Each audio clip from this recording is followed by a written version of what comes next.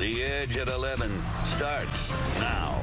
Tonight on The Edge, for the first time in years, all four of our major Detroit sports teams are showing a shift towards winning. But to keep watching the Pistons, the Tigers, the Red Wings, you know, it's going to cost you. It sure will. If you have Amazon Prime, you can watch the teams for about $20 a month. If you don't have Amazon Prime, now might be the time to get it. Last year was an absolute disaster. Detroit sports fans remember, we know Fox 2's Ryan Armani does, the whole Bally Sports debacle. The company unable to reach a deal with Comcast, causing a 3-month blackout until the end of the Tigers season last year. That could not happen again. I am not a fan at all of live sports on streaming platforms. Just in time for this weekend's pair of preseason Tigers games, a new way to watch. For $19.99 per month, you can tack on the FanDuel Sports Network package to your Amazon Prime account. FanDuel is, of course, the new Bally Sports. Through FanDuel is the only way to watch Tigers, Pistons, and the Red Wings. This is becoming a huge trend in sports as these teams try to monetize and get every single dollar out of every single media company in the world. The whole Prime partnership makes it easy to watch if you're a Prime member.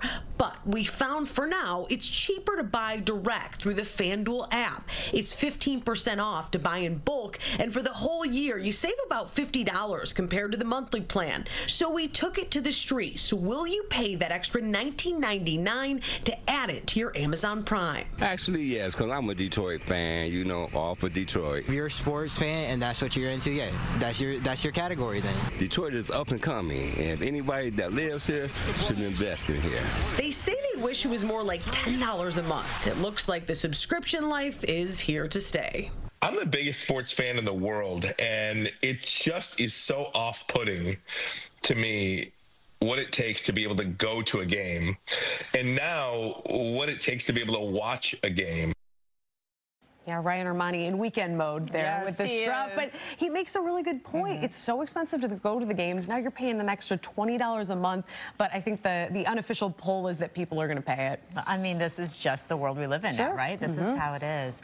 Well, if you've missed weather that's actually above freezing, we've got some good news in the forecast. Yeah, good news. After tomorrow, we'll have some milder temperatures ahead, right, Stephanie? For sure. Isn't it kind of funny that we're like, oh, my goodness, thank goodness that it's 32 degrees, 33 degrees today. We do have nicer weather down the line, too, so it is only going to trend a little bit warmer as we get closer to next week, which means we're going to see a lot of melting. In a lot of locations, there's already 6 to 8 inches of snow that is on the ground, so there's going to be quite a bit of water over the next couple of days. 33 Detroit, 32 Lansing, 33 in Mount Pleasant right now. So temperatures across the board today have been leaps and bounds better than where we started off earlier this week. And we're still pretty good. I mean, in the grand scheme of things, we're still hanging on to the 20s, and we're approaching almost midnight. 24 in the city, 21 Lansing, 23 up near Mount Pleasant. We're dry, we're quiet. This is going to be a great weekend just because we're not going to be tracking anything on Sky Tracker. So no snow, no precip. I don't think we're going to see a whole lot of sunshine. There might be a few peaks here and there, but we are staying dry throughout the entirety of it, which is great news. 14 cold degrees tonight. Temps are going to be falling through the teens through the overnight hours, and our feel-like temps returning to the single digits, unfortunately, early Saturday morning, but that's because wind conditions will kick up. Highs tomorrow tap out in the upper 20s, if not approaching almost 30 degrees. Our feel-like temps through the day, though, tomorrow are going to feel like the teens just because of our wind gusts, anywhere between 25 to 30 miles per hour. So that's going to bring those temperatures down. Otherwise, mid-30s Sunday, mid-40s on Monday. That's when our next system comes in. That's going to bring in a light mix and then eventually transition over into some plain old showers just because it will be warm enough to support liquid as opposed to snow. Otherwise, our temperatures for the remainder of the week will be in the mid-40s, and then we're cooling off to the 30s by the end of next week. Amy. All right, a heat wave there. Okay, so let's talk some traffic closures. This is going into the weekend as 696 prepares for that major reconstruction project. The westbound lanes between I-75 and Gloucester are closed between 10 p.m. and 6 a.m. every night. The freeway will be completely reopened again by 6 a.m. Sunday, so it won't interfere with the morning commute. However, the big project does kick off on March 1st.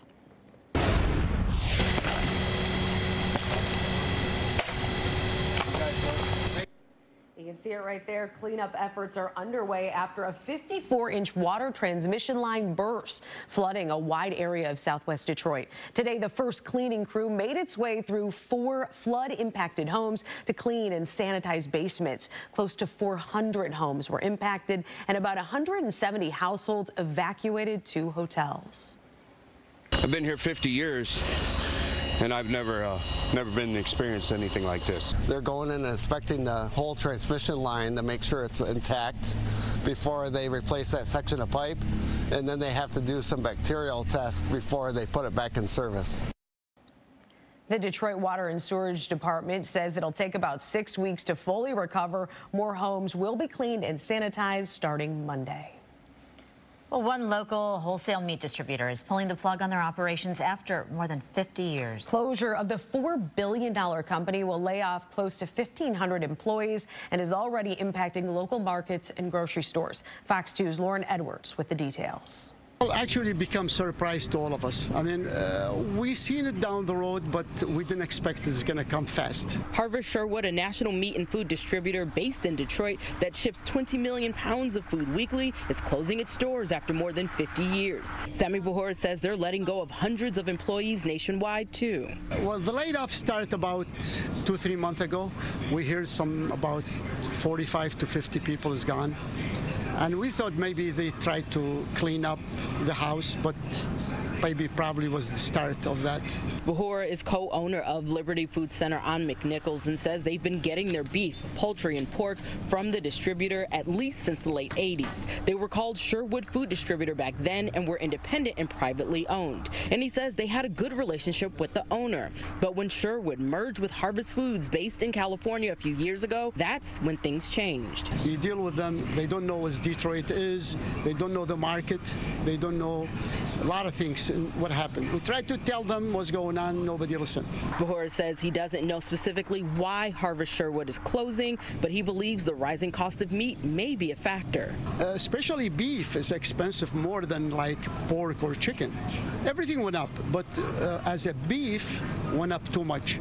So consumers are bypassing steaks and roasts for foods that fit their budget. Most of it is chicken, and especially here where we see the seafood is moving more than beef. Bahora says with Harvest Sherwood closing, Liberty Food Center will be okay. They'll adjust and try to keep food feasible for their customers. We're not increasing our price. The price is going up from manufacturers or from the wholesalers, so don't blame us, please.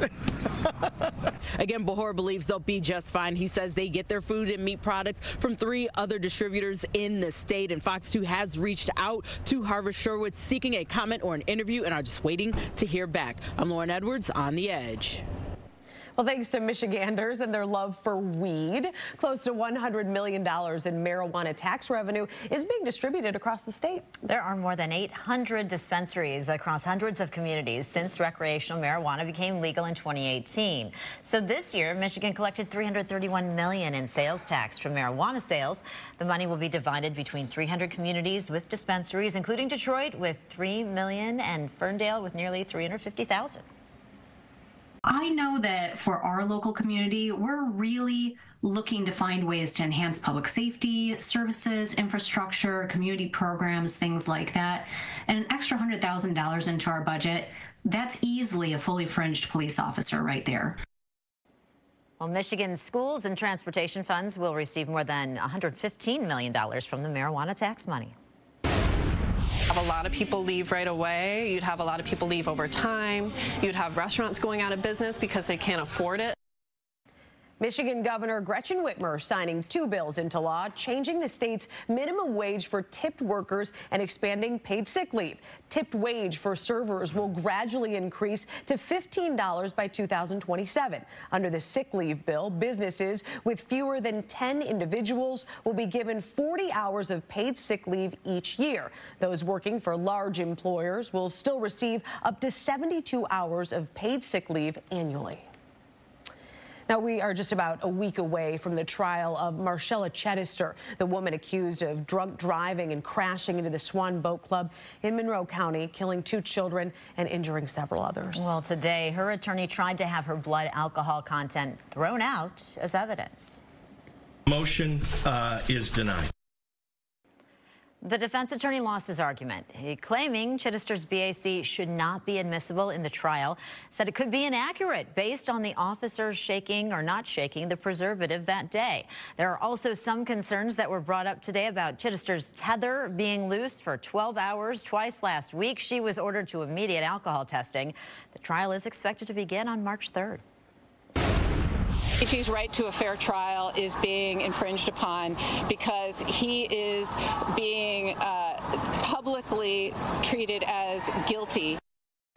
Suspected United Healthcare CEO killer Luigi Mangione making his first court appearance since his arraignment back in December. During today's hearing, the judge denied his lawyer's request to have the shackles removed. The lawyer also tried to delay motion filings while prosecutors decide if they'll seek the death penalty in the federal case. That request was denied as well. Outside the hearing, supporters of Mangione lined up hoping to catch a glimpse. There was even a truck adorned with supportive messages.